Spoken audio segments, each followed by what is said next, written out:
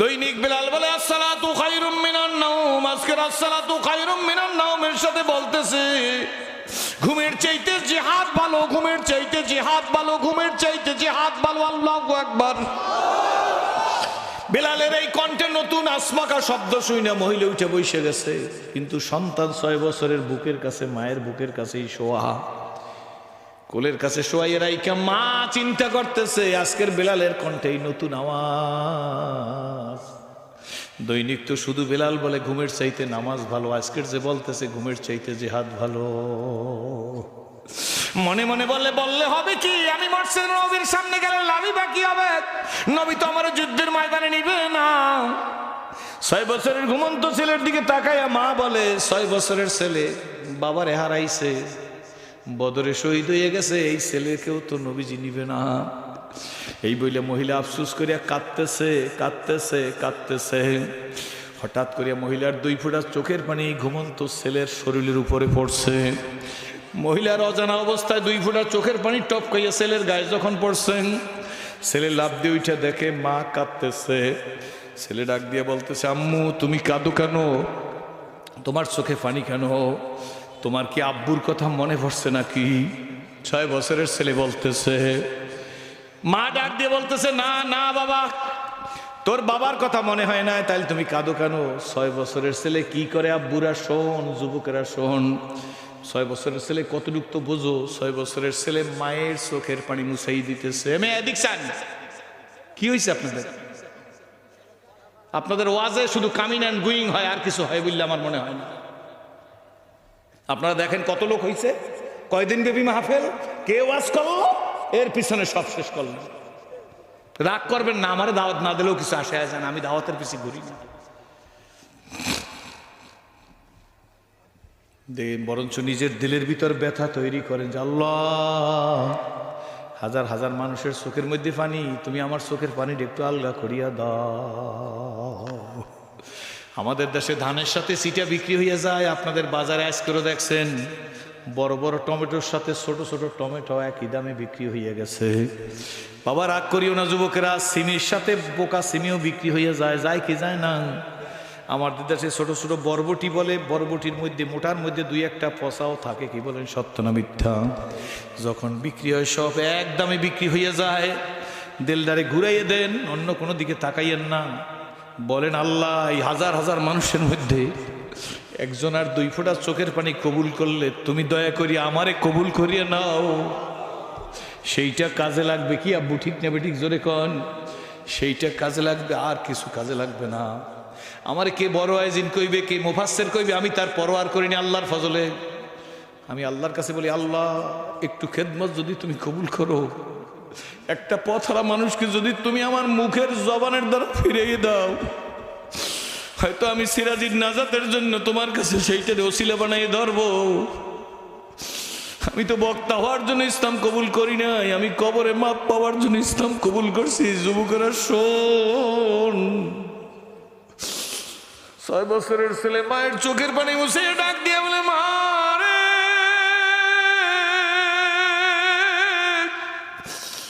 আব্বুর কথা মনে হয়েছে নি? মা ডাক দিয়ে বলে না বাবা।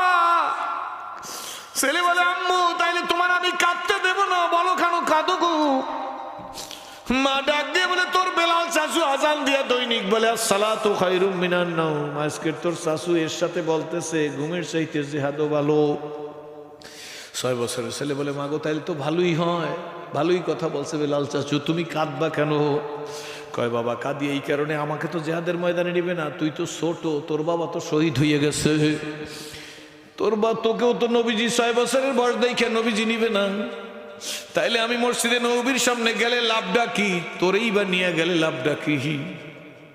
তখন এই ছোট্ট ছেলে কি বলে শোনেন, আরে মোবাইল, আরে শোনেন না 6 বছরের ছেলে কি বলে, এত যাদের ভালো মোবাইল লাগে তারা বাড়ি যাইয়েন না, ওয়াজ আসছেন না। দেখছেন হুজুর কোথায় গেছে দুনিয়াটা এখন? অন্য সবাই টলারেট করতে পারলো, আমি পারিনি, আমি পারিনি আল্লাহর ফজল ও করমে। আমি চাইও না ওয়াজের পিছিয়ে ঘুরিও না আল্লাহর রহমতে। আমি চাই আল্লাহ তোমার বান্দার অন্তত কিছু বাড়ি নিয়ে যাও, না হয় 2টা ফোঁটা চোখের পানি মাঠে ফালাই যাও, কি বলেন ঠিক নেবে ঠিক, না হয় মোমেনদের সাথে একটু কান্নাকাটি করিয়া যাও। বন্ধু 6 বছরের ছেলে কি করে শোনো যুবকেরা, মা খুশি বাবা খুশি, তোর জান্নাত অবধারিত। সারা বাংলা ঘুরিয়া দেখলাম গাছের পেঁপেটা বড় হইলে পেঁপেটারে ব্যাগে করিয়া মারে বাবারে না খাওয়াইয়া পীরের বাড়ি নিয়ে যায়। বড় পীরের ঘরে খান্দাইয়া ছোট পীরের বাড়ি নেছো, কপালে আগুন লাগাইছো, জীবনেও কোনোদিন মা বাবার চাইতে বড় পীর দুনিয়ায় নাই। ঠিক না বেঠিক জোরে বলেন? গরুর দুধ মহিষের দুধ মারে খাওয়াও নাই, বাবারে খাওয়া নাই, পীরের বাড়ি নিয়ে গেছো। যে পীরের কথা, আমরাও পীর ভক্ত, আমরাও পীরকে ভালোবাসি, আমরাও পীরের হাত দিয়ে দিই, আমরাও পীরের কথা মতো চলি, আমরা পীরের জুতা সুযোগ করি। কিন্তু শোন, গাছের ফলটা মারে আর বাবারে না খাওয়াইয়া পীরের বাড়ি নেছো, কপালে আগুন লাগাইছো। আমি সিরাজি বইলা গেলাম, গরুর দুধ মারে আর বাবারে খাওয়া, তারপরে পীরের বাড়ি নিয়ে আমার কোনো আপত্তি নাই। খুপের মুরগি বড়টা আগে মায়েরে খাওয়া বাবারে খাওয়া, তারপরে পীরের বাড়ি নিয়ে যা, কপাল খুইলা যাবে। মায়েরে আর বাবারে বঞ্চিত রাইখা পীরের বাড়ি নিলে কোনো দোয়ায় তোর কাজ হবে না। আপনারা আমার সাথে একমত? জোরে কন না, নাকি আমি পীরের বিরুদ্ধে বলছি? জোরে কন। বড় পীরকে তুই যেদিন দুনিয়াতে আসছিলিস সেদিন তোর মার কলসের কান্দায় রক্ত গেছে, তোর কাছে খবর নাই। ঠিক নেবে ঠিক? জোরে কর। তোর মা নিজের মায়েরে ডাক দিয়ে বলছে আম্মু, আব্বুরে ডাক দিয়ে বলছে আব্বু, মনে হয় আমি বাঁচবো না, স্বপ্নে যা দেখছি তা আমার মনে হয় আমি বাঁচবো না। মাগো আমার জন্য দোয়া করিয়া দিও। তোমার নাতি যদি দুনিয়াতে এসে বাইসে থাকে, তোমার নাতিটারে তুমি আদর করিও। কান্দে কান্দে বলছে মাগো আমি মনে হয় বাঁচবো না, তুই তো তখন পেটে ছিলি, তোর তো খবর নাই। রক্ত পড়তে রইছে, ডাক্তার স্যালাইন ঝুলাই রাখছে, বেহুশ হয়ে গেছে। Elementary knowledge of medical science, ডাক্তারি বিজ্ঞান বলে সন্তান যখন ডেলিভারি হওয়ার পরে মা বেহুশ হয়ে যায়, তখন সবচাইতে বড় হুশের ঔষধ হইল ওই সন্তানটাকে মায়ের পায়ের কাছ থেকে মায়ের কানের কাছে দেওয়া। সন্তান যখন ওয়া করিয়া চিল্লাই ওঠে, তখন স্নায়ুতে মায়ের খবর হইয়া যায়।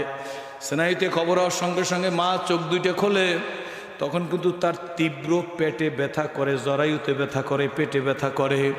ওদিকে রক্ত যাইতেছে, স্যালাইন চলতেছে, কিন্তু চোখ দিয়ে সন্তানের দিকে তাকাইয়া একটা মিষ্টি হাঁস দিয়া হাতের ইশারা করিয়া বলে আমার বুকে দে। তোর মতো আদরের সন্তান, তোর মতো আদরের সন্তানরা মায় বুকের মধ্যে ধৈর্য গালের মধ্যে চুমা দিয়া সব ব্যথার কথা ভুলে যায়। ওই সন্তান বড় হইয়া মার বাবার সাথে নাফরমানি করে, চাইতে আর কি আত্মঘাতী পরিকল্পনা থাকতে পারে সোনামণি? তোদের বক্তা সেরাজি গরিব না। মাঝে মাঝে বলি আল্লাহ,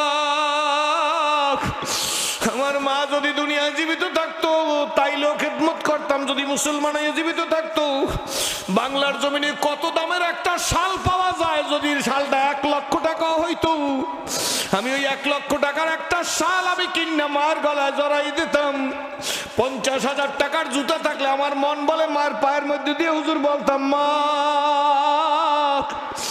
এই জুতা জোড়া তোমার ছেলে আলেম হয়েছে, ভক্ত হয়েছে, তোমার পায়ে দিয়ে দিল, চাদরটা জড়াই আমার মাথায় একটা ফু দিয়ে দাও।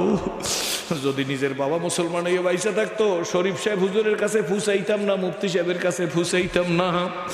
বাড়ি থেকে আসার সময় বলতাম খায়রাটের তফসিরে যাই, বাবা আমার মাথায় একটা ফু দিয়ে দাও, মুখে একটা ফু দিয়ে দাও। মায়েরে বলতাম মা মাথা একটা ফু দিয়ে দাও, বুকটে হাত দিয়ে দাও। মা নাই দেখে শরীফ সাহেবের বলছে হুজুর আপনি আল্লাহর ওলির আওলাদ, আপনি আমার মুখে একটা ফু দিয়ে দেন। আল্লাহ ওয়াদা দে যুবক, কার কার মা বাবা আছে হাত জাগাইয়ে দেখা, দুইজনের একজন থাকলেও হাত জাগাইয়ে দেখা, আব্বা দেখা দেখা দেখা। আল্লাহ ওয়াদা দে, হাত জাগাইয়া বল, হাতে নাড়া দিয়া বল জীবনে মা বাবারে কষ্ট দেব না। হাত জাগাই বল বল বল বল। আল্লাহ আল্লাহ হাতগুলা কবুল করিও নাও। হাত নামান যারা পারো না বন্ধু, যাদের নাই তারা কবরের কাছে যাই দোয়া করিও। কবরের কাছেই যাওয়া লাগবে এমন কথা না, ঘরে বৈশাখ তেলাওয়াত করিও দোয়া করিও। তো কথা বলতেছিলাম, ছোট্ট করে ফেলতেছি। ওই ছোট্ট ছেলে কি বলে শোনেন, ডাক দিয়া বলে, মাগো তোমারেও জেহাদে নেবে না, আমাকেও জেহাদে নেবে না। ঠিক আছে মা, তুমি আমার মাথাটা একটু চিরুনি করিয়া দাও। তার মানে কিতাবের ভাষা হইছে চিরুনি করিয়া দাও, আমাদের ভাষা হইল মাথাটা একটু আশ্রাইয়া দাও, আর আমার জামা কাপড় পরাইয়া আমার হাতের কবজি ধরিয়া নবীর কাছে নিয়ে যাও। আমি নবীজির কাছে গিয়া কথার মধ্যে এমন বায়না ধরবো, নবীজি বাধ্য হইয়া তোমার মঞ্জিলে মকসুদের রাস্তা দেখাই দেবে। আল্লাহু আকবার। সন্তানের মা খুশি হয়েছে, আমার 6 বছরের ছেলে নবীর কাছে কি বায়না ধরবে। হাত ধরে নিয়ে গেছে মসজিদে নবীর সামনে গিয়ে দাঁড়াইছে, সাহাবীরা দৌড়ে আসছে, এই মহিলা তুমি আসছো কেন, যুদ্ধে তো তোমার নেওয়া হবে না। সন্তান কার বলে বদরি সাহাবী, শহীদের সন্তান। কয় বয়স কত? 6 বছর। ওরেও নেওয়া হবে না। মহিলা ডাক দিয়ে বলে, ঠিক আছে নেওয়া হবে না সেটা পরের কথা, কিন্তু নবীজির কাছে একটু যাইতে দাও। বলো আসো। নবীজির গিয়ে বলে, ইয়া রাসূলুল্লাহ, শহীদের সন্তান, শহীদের বিবি আসছে, কথা বলবে। আল্লাহ নবী ডাক দিয়ে বলে, কোন শহীদ? বলে বদরে শহীদ হয়ে গেছে। তাড়াতাড়ি নিয়ে আসো। মহিলারে ডাক দিয়ে বলে, মাগো তুমি আসছো কেন? তোমাকে তো যুদ্ধের ময়দানে মহিলাদের পারমিশন নাই। মহিলা বলে, হুজুর আমি জানি, আমি আসতাম না। হুজুরে বলে, এই সন্তান কার? কয় হুজুর আমার পেটের সন্তান, ওর বাবা আপনার অমুক সাহাবী বদরে শহীদ হয়ে গেছে। নবীজি সন্তানটারে দেখে ডাক দিছে, আয় আয়, তোর বাবা নাই, তুই আমার কাছে আয়, তোর ব্যথা পৃথিবীর আর কেউ বুঝবে না, আমি নবী ছাড়া কেউ তোর ব্যথা বুঝবে না, তুই শহীদের সন্তান, আমার বুকে আয়।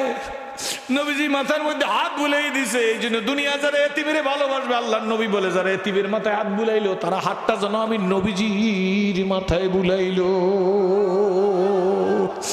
আল্লাহ নবী ডাক দিয়ে বলে, মাগো 6 বছরের ছেলেও নেওয়া যাবে না, তোমারেও নেওয়া যাবে না, তুই চলে যাও। মহিলা ডাক দিয়ে বলি, রাসূলুল্লাহ আমারে নেওয়া যাবে না, ঠিক আছে, কিন্তু আমি 6 বছরের ছেলে নিয়ে আসছি। ও আমারে কি বলছে জানেন হুজুর? কি বলছে? নবীজির সাথে কথার এমন বায়না ধরবো, নবীজি মঞ্জিলে মকসুদে পৌঁছার রাস্তা দেখাই দেবে। আল্লাহ নবী দাঁড়াই নাম, নবী বলে, মাগো 6 বছরের ছেলে যুদ্ধের ময়দানে নেওয়া যায় না। আল্লাহ নবী ডাক দিয়ে, ইয়া রাসূলুল্লাহ, ইয়া হাবিবাল্লাহ, আমি তো যাই না আসছি, যুদ্ধের ময়দানে ঢালের বড় অভাব, সবাইরে ঢাল দিতে দিতে দিতে দিতে যখন আপনার কাছে ঢাল থাকবে না, তখন কাফেরের শত্রুর সিটকে আর তীর যদি আপনার সিনে আইসে বিদ্ধ হইয়া যায়, আপনি গেলে আমি সন্তান দিয়ে কি করব? আমার এই 6 বছরের শহীদের সন্তান আপনার কাছে দিয়ে যাই, যখন কোনো ঢাল থাকবে না, শত্রু যখন ঢাল মারবে, তীর মারবে, আমার এই সন্তান পাইতে দিবেন, সন্তানের সিনায় পড়ুক, সন্তান চলে যাওক, আমার নবী দুনিয়াতে বেঁচে থাকুক। ইশকে মাহবুবে খোদা জিস দিল মে হাসিল নেহি, লাখো মোমেন হো মাগার ঈমান মে কামিল নেহি। রহমত রসুল ডাক দিয়ে বলে, মাগো আমি তো এত নিষ্ঠুর নবী না, 6 বছরের ছেলে আমি ঢাল হিসাবে রাখতে পারি না। মহিলা ছেলের হাত ধরে কয়, বাবা চল, তোরেও নিবে না, আমারেও নিবে না। ছোট্ট করে বলতেছি, ছোট্ট ছেলে 8-10 হাত দূরে যাই বলে, মাগো আমি না তোমার ওয়াদা দিছিলাম নবীর সাথে বায়না ধরবো, নবী মঞ্জিলে মকসুদে পৌঁছেই দিবে, রাস্তা দেখাই দিবে, আমাকে একটু অনুমতি নিয়ে নবীজির সাথে কথা বলতে দাও। মহিলা ডাক দিয়ে বলতেছি, ইয়া রাসূলুল্লাহ, ইয়া হাবিবাল্লাহ, এই ছেলে দাঁড়িয়ে আপনার সাথে কি বলবে? রহমতের রসুল ডাক দিয়ে বলেন, মা কি বলবে তোমার ছেলে, বলো। ছোট্ট ছেলেকে জিজ্ঞেস করি, কি বলবি? ছোট্ট ছেলে ডাক দিয়া, ইয়া রাসূলুল্লাহ, ইয়া হাবিবাল্লাহ, মাকেও যুদ্ধের ময়দানে পাঠাইবেন না, আমারও যুদ্ধের ময়দানে দিবেন না, মারে না দেন আমারে অন্তত পাঠান। আল্লাহর নবী বলে, তোমার বয়স 6 বছর, আমি এত মানবতা বিরোধী কাজ করবার পারি না, আমি নিষ্ঠুর নবী না। ছোট্ট ছেলে কি বলে জানেননি? ইয়া রাসূলুল্লাহ, ইয়া হাবিবাল্লাহ, আমার এই মাকে দেখছি, মা চুলা জ্বালায়, রুটি ভাজে, তরকারি রান্নে, ভাত রান্না করিয়া খাওয়ায়। মায়ের পাশে পাশে বসে দেখছি, মা যখন চুলা জ্বালায় তখন দেখছি গাছের ছোট ছোট ছাল দিয়ে আগুন জ্বালায়, কাগজের মতো কি যেন ছোট ছোট টুকরা টুকরা, গাছের টুকরা দিয়ে আগে চুলা জ্বালায়। চুলা যখন জ্বলে ওঠে তখন আমার মারে দেখছি বড় বড় লাকড়ি চুলার মধ্যে দিয়ে চুলা জ্বালাইয়ে দেয়। প্রথম ছোট লাকড়ি দিয়া, গাছের ছাল দিয়া, কুটি দিয়া, তারপরে চুলা জ্বালায়। নবী গো, আমার মতো ছোট্ট ছেলেটারে যুদ্ধের ময়দানে পাঠাই দিয়া যুদ্ধের চুলাটা আমারে দিয়ে জ্বালাই দেন। আল্লাহু আকবার।